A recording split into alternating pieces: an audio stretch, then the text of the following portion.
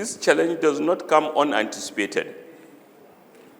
We reckon with global challenges that are impacting us domestically, and we reckon with the transitional nature of some of the measures that we have taken. And we know that they will have some impacts. But there are compensatory mechanisms. One of it is to support domestic production, particularly one that we are most familiar with, 36 states of Nigeria plus FCT. Agricultural production is a major component, and as well as other activities for which infrastructure, for which funding has been generously provided in the budget. We must adopt to address the multifaceted challenges that confront us. Through synergy, we can align our strategies, consolidate our efforts, and amplify the impact of our initiatives. In the face of global economic shift and domestic challenges, it is clear that robust reform measures are not just beneficial but imperative. We are at a pivotal moment where the decisions we make and the policies we implement will impact the lives of millions of Nigerians.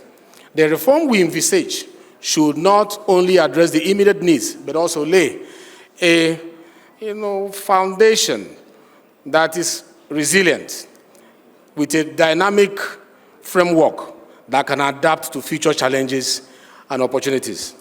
We are aware that the twin challenges of inflation and exchange rate depreciation on our economy are daunting.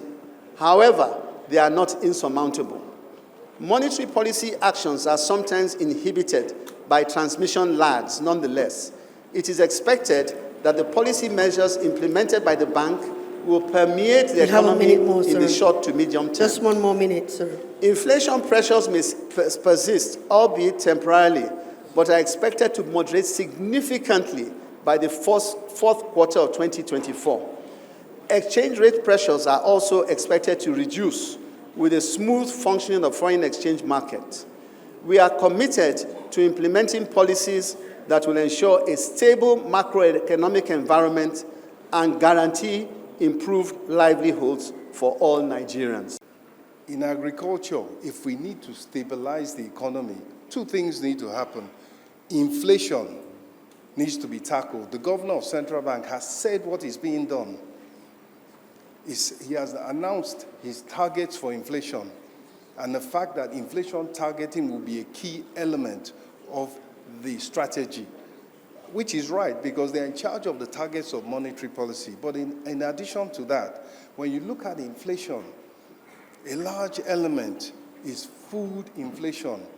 In fact, food inflation accounts for 33% of the consumer price index. So when you attack food production, raise food production, you bring down the price of food, you bring down inflation, you get a chance to bring down interest rates, and there lies the road to investment. We have the target for this year, based on the approved budget, to collect 19.2 trillion, which is 7.2 trillion, more than what we actually collected this year. And given this economic condition and with the promise of Mr. President that we are not going to introduce additional tax, we are not going to increase any tax, considering the situation and welfare of our people, that what we need to do is to re-strategize within to make sure that we bring more people into tax net. So without increasing the tax rate, that will be able to meet the target.